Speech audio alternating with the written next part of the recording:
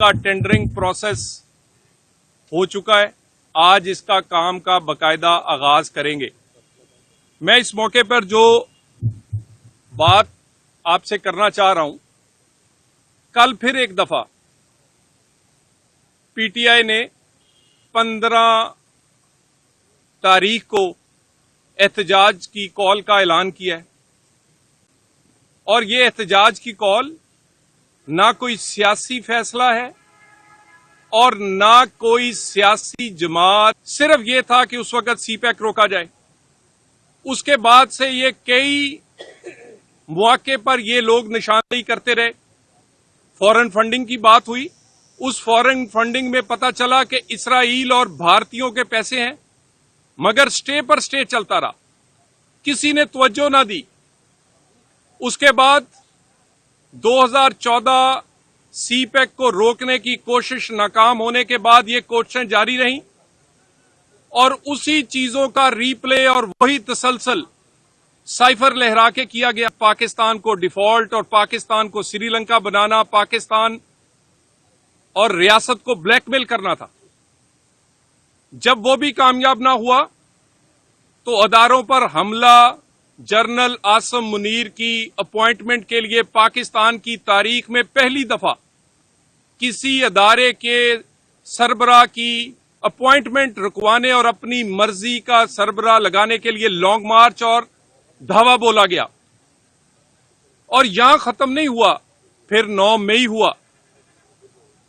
9 मई के बाद यह तसलसल जारी रहा। फिर दूसरी दफा जब आईएमएफ की डील होने लगी, फिर खत लिखे गए। और आज से 1.5 हफ्ता पहले जब पाकिस्तान में चाइनीज और पाकिस्तान में सऊदी इन्वेस्टर्स पाकिस्तान में मौजूद थे, उस मौके पर एहतजाज के नाम पर फिर दावा बोला गया। मैं ये पूछना चाहता हूं, ये कौन सा एहतजाज है जो पाकिस्तान के खिलाफ है? पाकिस्तान की मईशत, पाकिस्तान के वजूद को कमजोर करने के लिए ये सब कुछ जानबूझकर प्लानिंग के तहत रियासत को ब्लैकमेल करने के लिए किया जाता है।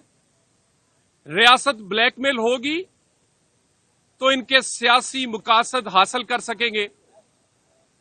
जानबूझकर एससीओ कॉन्फ्रेंस जिस दिन अरूज पर होगी, और ये एससीओ कॉन्फ्रेंस कोई आम कॉन्फ्रेंस नहीं है, पहली इस्लामी सरबराही जो एक कॉन्फ्रेंस भुट्टो साहब के दौर में हुई थी, उसके बाद ये सबसे बड़ी कॉन्फ्रेंस है। 200 से ज्यादा वफूद, बैनुल अक़वामी वफूद इस्लामाबाद और पाकिस्तान आएंगे। 200 से ज्यादा वफूद और उनकी एडवांस टीमें ऑलरेडी इस्लामाबाद आ चुकी हैं। एससीओ में कौन से अहम मुमालिक हैं? इसमें चाइना, रशिया, इसमें वो मुमालिक की तादाद ज्यादा है जो आज इसराइल के मुखालिफ खड़े हैं। तो एससीओ कॉन्फ्रेंस से तकलीफ आपको इसलिए है कि ये इसराइल मुखालिफ जो मुमालिक हैं वो यहां इकट्ठे होंगे। एससीओ से किसी का सियासी भला नहीं, ये पाकिस्तान की बात है। पाकिस्तान की मईशत चलेगी इससे, पाकिस्तान के गरीब का चूल्हा चलेगा, पाकिस्तान की स्टॉक एक्सचेंज चलेगी, पाकिस्तान का रुपया तकड़ा होगा। मुझे ये बताइए, इस कॉन्फ्रेंस जो कि पाकिस्तान में कई दहाइयों के बाद हो रही है, जिसमें मुख्तलिफ मुमालिक के सरबराह खुद शिरकत करेंगे या उनके अहम तरीन वुज़रा और रहनुमा पाकिस्तान में और इस्लामाबाद में मौजूद होंगे, आप दुनिया को क्या बताना चाह रहे हैं? आप दुनिया को क्या दिखाना चाह रहे हैं? क्या फर्क है? मैं पूछना चाहता हूं, मुझे ये बता दें जो हमें बार बार कहते हैं कि इनको आप एहतजाज की इजाजत नहीं देते, क्या फर्क है उस दहशतगर्द में जिसने चाइनीज पर हमला किया कराची में, और क्या फर्क है इस एहतजाज में कि ये एससीओ पर जहां पर वफूद मौजूद होंगे उसको सबोताश करने के लिए हमला कर रहे हैं? अगर कोई दाढ़ी रखा हुआ मदरसे से पढ़ा हुआ आदमी बारूद बांधकर या क्लाशनकोफ से हमला करे तो दहशतगर्द, और अगर किसी के गले में पीटीआई का परचम हो और क्लीन शेव हो, यूनिवर्सिटी का पढ़ा हुआ हो, वो मियां वाली एयर बेस की दीवारें गिरा दे या जनाट हाउस को आग लगा दे या फिर एससीओ कॉन्फ्रेंस को सबोताश करने की कोशिश करे, तो वो इनकलाबी है। इस फर्क को मिटाना पड़ेगा। और मैं तो जाती तौर पर इस बात की क्लैरिटी रखता हूं कि ये जो हमें बार बार इंसानी हकूक कहते हैं कि आईनी हकूक होने चाहिए, भैया आप तो कहते हैं कि उसने वहां पर किसी को मिलने नहीं देते, और आप सारा कुछ जानते हैं कि वो 3 दिन बाहर निकला है, नहीं निकला है, सेहत खराब है, नहीं है। ये कौन बताता है आपको? झूठ का पलंदा, झूठा बयानिया, और बार बार इस्लामाबाद और बार बार पाकिस्तान की मईशत पर हमला। तकलीफ किस बात की है कि महंगाई 40% से 7% पे आ गई है? तकलीफ किस बात की है कि पाकिस्तान की स्टॉक एक्सचेंज 40,000 से 85,000 से ऊपर चली गई है? तकलीफ किस बात की है कि डॉलर जो है वो कमजोर और रुपया तकड़ा है? आपको तकलीफ आईएमएफ की डील की है, आपको तकलीफ एससीओ से पाकिस्तान की मजबूती की है, या दोबारा चाइनीज वजीर आजम के आने पर सीपैक 2 के आगाज की तकलीफ है? एयरपोर्ट पर चाइनीज पर हमला करने वाले और इस्लामाबाद में एहतजाज की कॉल देने वालों में कोई फर्क नहीं है। इसराइल के मुफाद का तहफ़्फ़ुज़ और उसके दिए गए पैसे हलाल करने के लिए ये एहतजाज रखा जाता है, क्योंकि इन्हें पता है कि ये वाला इस वक्त ये मुमालिक इस फलस्तीन के हक की बात करेंगे, और ये अगर कोई ये समझता है कि ये एहतजाज कोई करके एससीओ कॉन्फ्रेंस सबोताश कर सकता है, पाकिस्तान के अदारे, पाकिस्तान की सियासी जमातें, पाकिस्तान की हुकूमत अल्हम्दुलिल्लाह पाकिस्तान के अवाम की दी गई ताकत से इतनी मजबूत हैं कि ये एहतजाज नाकाम भी होगा, कॉन्फ्रेंस मुनक्कद होगी, सिक्योरिटी में होगी, पूरी आबोताब के साथ होगी, और हम इस एहतजाज की सिर्फ मजम्मत नहीं करेंगे, मुरम्मत भी होगी। और जितनी मुरम्मत पिछले दिनों से जारी है उतनी तेजी से स्टॉक एक्सचेंज ऊपर जा रही है। ये मुरम्मत और स्टॉक एक्सचेंज और इकोनॉमी का लगता है कोई जोड़ है। जितनी इनकी मुरम्मत की जाती है उतनी महंगाई भी नीचे आ रही है। एससीओ कॉन्फ्रेंस पर कोई कॉम्प्रोमाइज नहीं होगा। ये जमात सियासी जमात नहीं है। जो लोग इसके लिए बार बार इसके साथ खड़े होते हैं, मैं मौलाना साहब से भी कहूंगा कि उन्होंने भी उनसे गुजारिश की थी कि ये एहतजाज ना करें। मौलाना साहब को भी सख्त मौक़िफ़ लेना पड़ेगा ऐसे लोगों के खिलाफ जो सियासत नहीं कर रहे बल्कि रियासत को कमजोर कर रहे हैं। रियासत और रियासती अदारे ब्लैकमेल नहीं होंगे।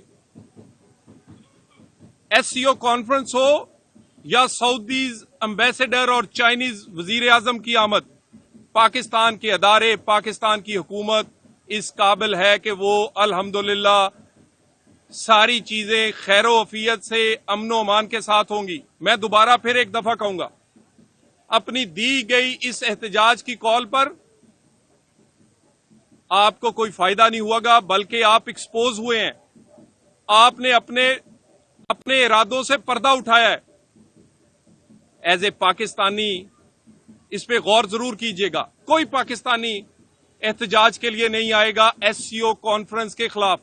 कोई पाकिस्तानी एहतजाज के लिए नहीं आएगा सऊदीज, चाइनीज और बैनुल-अक़वामी इन्वेस्टर्स और मुमालिक के सरबराह जो पाकिस्तान के दोस्त हैं, जो पाकिस्तान में कश्मीर से लेकर पाकिस्तान के इकोनॉमी की हर चीज के साथ खड़े हैं। कोई पाकिस्तानी एहतजाज के लिए नहीं आएगा। कोई पाकिस्तानी ऐसा नहीं हो सकता جو پاکستان کے 75 سال میں اہم ترین ہونے والی کانفرنس، دوسری بڑی کانفرنس جس میں 200 وفود شامل ہو رہے ہیں، اس میں آ کے احتجاج کر کے اس کو سبوتاژ کرنے کی کوشش کرے گا۔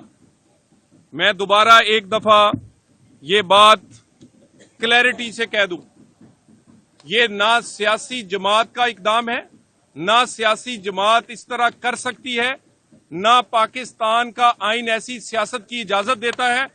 اور کلیئرٹی کے ساتھ میں آپ سے یہ عرض کر دوں کہ کانفرنس بھی ہوگی، پارلیمنٹ بھی اپنا کام کرے گی، اور جو یہ لوگ کہتے ہیں کہ ترمیم نہیں ہونے دیں گے، پارلیمنٹ کی جب مرضی ہوگی وہ اس کا دل کرے گا تو وہ 25 کو کرے گی، اس کا دل کرے گا وہ 20 کو کرے گی، اس کا دل کرے گا وہ جب چاہے گی پارلیمنٹ اپنا حق اور اپنا ایکسرسائز کرے گی۔ پاکستان میں استحکام کے لیے، پاکستان میں معاشی استحکام تب آئے گا جب سیاسی استحکام ہوگا۔ سیاسی استحکام اس ترمیم کے بغیر اور پاکستان کی عدلیہ کو ریفارم کیے بغیر، پاکستان کی عدالتی نظام کو ریفارم کیے بغیر پاکستان میں سیاسی استحکام نہیں آ سکتا۔ 19ویں ترمیم سے آج تک پارلیمنٹ بھی یرغمال ہے اور پاکستان میں جمہوریت بھی۔ اس پر جتنی جلدی ہو پاکستان کو بھی اور پاکستان کی پارلیمنٹ کو بھی آزادی ملنی چاہیے، اس ترمیم کو ختم کر کے اور 18ویں ترمیم کو بحال کر کے۔ اور یہ کھیل صرف اس لیے کھیلا جا رہا ہے کہ بانی پی ٹی آئی کو سزاؤں سے بچایا جا سکے، پاکستان کو کمزور اداروں کو بلیک میل کیا جا سکے اور اداروں کو بلیک میل کر کے اپنے سیاسی مقاصد حاصل کیے جا سکے۔ نہ ادارے بلیک میل ہوئے ہیں 9 مئی سے، نہ ادارے بلیک میل ہوئے ہیں IMF کے خط سے، نہ ادارے اور پاکستان بلیک میل ہوا ہے جنرل عاصم منیر کی اپوائنٹمنٹ رکوانے سے، نہ ادارے بلیک میل ہوئے ہیں چائنیز اور سعودیز کی انویسٹر جب آئے تھے اس وقت احتجاج سے، اور نہ پاکستان اور پاکستانی ادارے اور حکومت بلیک میل ہوگی SCO کانفرنس پر احتجاج کے اعلان سے۔ انشاءاللہ تعالی خیر خیریت سے ہوگی، امن و امان سے ہوگی اور پوری آب و تاب سے ہوگی، کیونکہ یہ کانفرنس پاکستان کے لیے لائف